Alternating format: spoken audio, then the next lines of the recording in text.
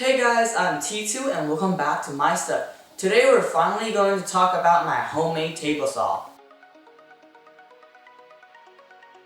Alright guys, before this video starts, I just want to say if you guys want to build this homemade table saw for you guys, I do have a set of plans on my website, t2stuff.com.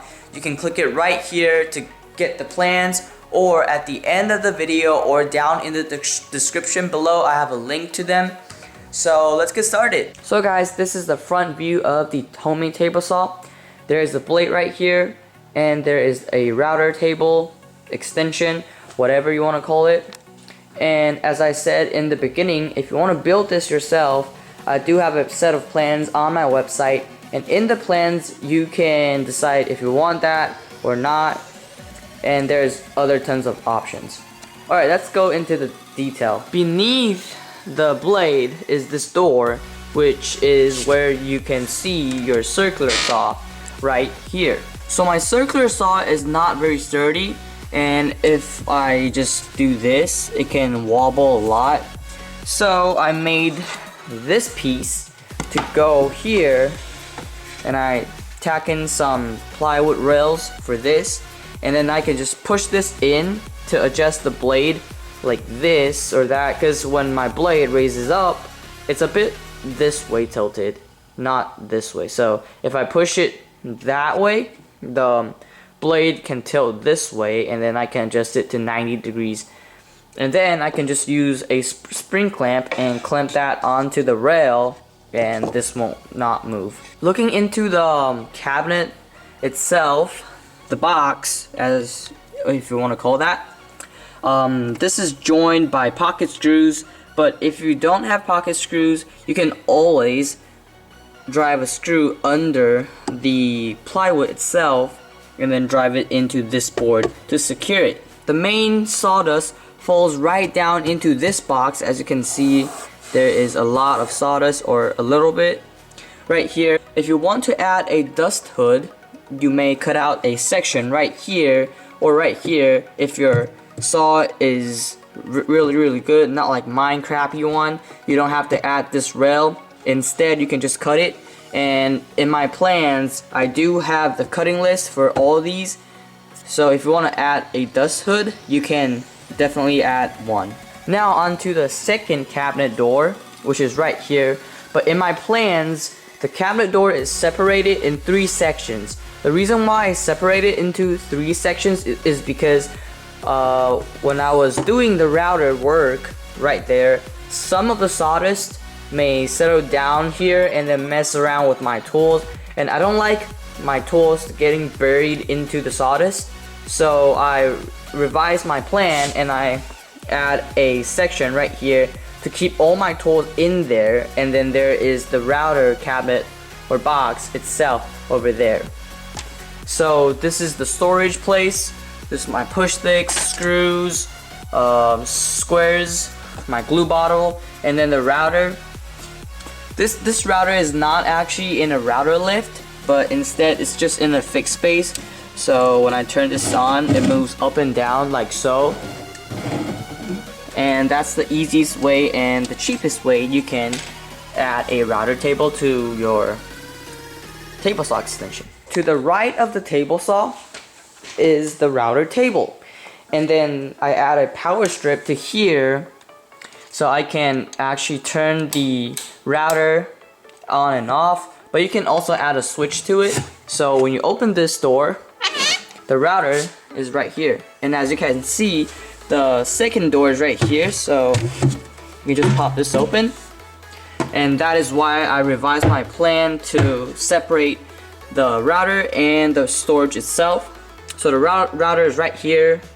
Very simple. This is a Harbor Freight router, and yeah, this is the back of the saw. It's just a piece of plywood here, nothing much. Onto the left side is this door. When you open this door, this is actually the wiring system place, I guess. So this is where I wired up all my wires. The circular saw wire is actually from this hole, from that box, and then the wire comes out to here, plugs into this outlet, which is wired onto the paddle on-off switch, and then the on-off switch is wired to these whole bunch of wires to the switch. You don't have to add these much wires, but I just want to. So you can always modify my plans to fit your needs, and that is the left side of the cabinet. I also drilled this half hole, so when I have the wire in here, I can close the door fully and not intercept with the wire. Down at the bottom, I have this space of storage, which I put all my junk, my circular saw, the Ryobi bag, a trash can, and my router bits. These are just simple storage space. The structure of this homemade table saw is fairly simple. It's just two pieces of 2x4s laminated for legs, and then if you're building this, be sure to know that this part to this part is 3" because this is 3". On the side, this is actually 3.5". So be careful if you want to build this. The on-off switch right here is mounted on this board, of course, and then basically it's just 2x4s and 2 sheets of 3/4" plywood. Down at the very bottom, there is 4 casters, swivel casters that I can lock. So if I turn this like so, it's locked in place and it won't even move, but when I turn this back on, it can move freely like so. At the top, which is the router lift itself, and 2 miter gauges that are 6" apart from the blade. Not here or not here, it's from the blade. And there's an insert plate right here and a screw holding down it, and at the back there is a hold down thingy. So let me show you that. Let me turn the screw back out. That's the screw, and then you can take this out like so, and then the back there is this simple edge right here that grabs onto the back edge so it does not come off when the blade is spinning at you, so it doesn't throw the plate off. So as I said in the beginning, if you want to build this table saw for yourself, I do have a set of plans on my website, and if you really want to build one, you can adjust or modify my plans that will suit your needs, and you can modify the insert, the base of how your saw will fit in, the router lift, of course, the dust hood, and many options. So guys, that is it for this homemade table saw tour. I hope you guys enjoyed it. If you did, please hit that subscribe button, click like, and that will help me out very much.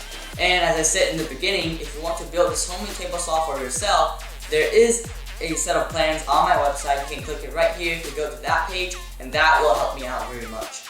Also, if you want to support me to make more videos like this, you can support me on Patreon, where you can have early access to my videos. Please also do check out my new website, t2stuff.com, and I'll really appreciate that. So that's about it for this video. I hope you guys enjoyed it.